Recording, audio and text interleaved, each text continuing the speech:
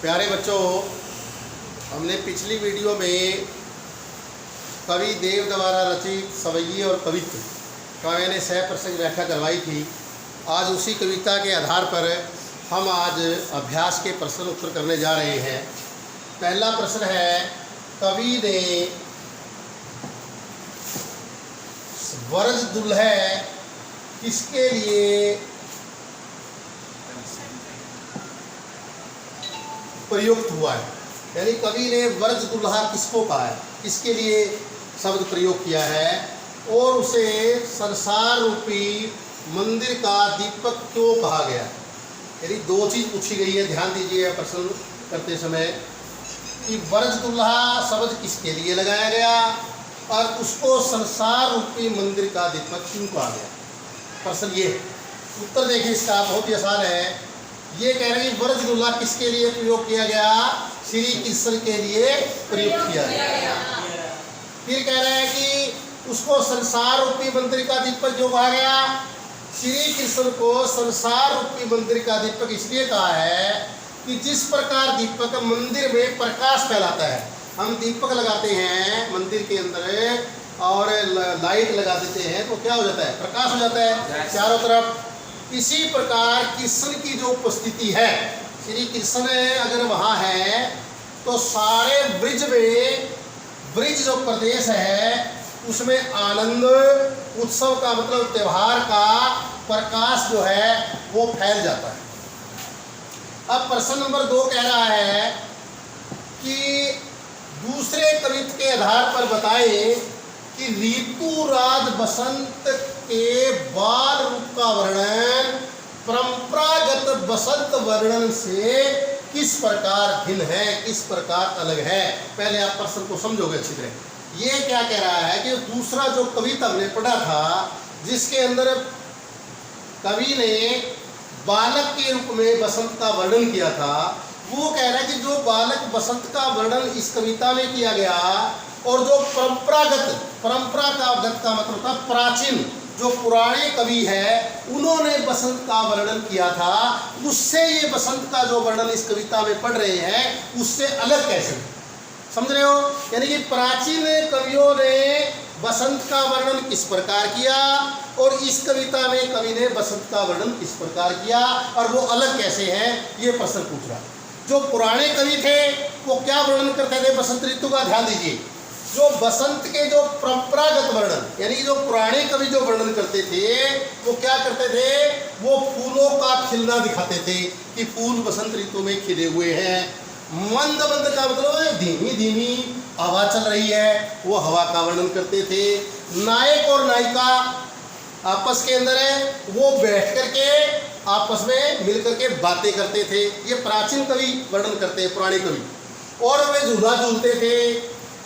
इस तरह का वर्णन प्राचीन कवि बसंत ऋतु का करते हैं। समझ रहे हो बाबा? यानी कि पुराने कवि बसंत ऋतु का जब वर्णन करते थे तो वो क्या दिखाते थे अपनी कविता में कि भाई बसंत आने पर फूल खिले हुए हैं, मंद मंद हवा चल रही है, नायक और नायिका आपस में मिलकर के बातें कर रहे हैं और झूला झूल रहे हैं। ये वर्णन करते थे प्राचीन कवि, पुराने कवि। परंतु ये पूछ रहा कि इस कवित्व के अंदर बसंत का वर्णन किस प्रकार किया गया। परंतु इस कवित्व के अंदर कवि ने क्या किया? बसंत को एक बालक मान करके वर्णन किया।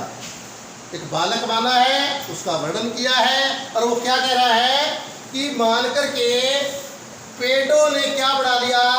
अपनी डालियों का पलना बना दिया। Very good. दूसरा, नए पत्तों ने क्या किया? नए पत्तों ने बिछोरा बना दिया। क्लियर? और फूलों का झूला बना लिया।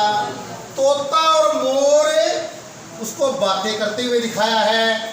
कोयल ताली बजा करके उसको खुश कर रही है और पराग कणों से नजर उतार करके दिखाया गया है। इस प्रकार बसंत का वर्णन परंपरागत वर्णन से बिल्कुल अलग है। इस प्रश्न को समझ में आया?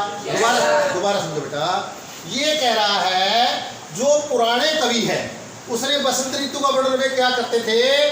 वो वर्णन करते थे कि फूल का खिलना दिखाते थे, मंद मंद हवा का चलना दिखाते थे, नायक नायिका का मिलना दिखाते थे और झूला झूलते हुए वो वर्णन करते थे बसंत का। परंतु इस कविता में कवि ने अलग से वर्णन किया। नंबर 1 उसको बालक माना, किसको? बसंत को बालक माना। और पेड़ों को क्या दिखाया? पेड़ों ने अपनी डालियों का पलना बनाया, नए पत्तों का बिछौना, फूलों का झूला, तोता मोर के द्वारा बातें करना, कोयल का ताली बजा करके उसको खुश करना, पराग कणों से उसकी नज़र उतारना दिखाया गया है।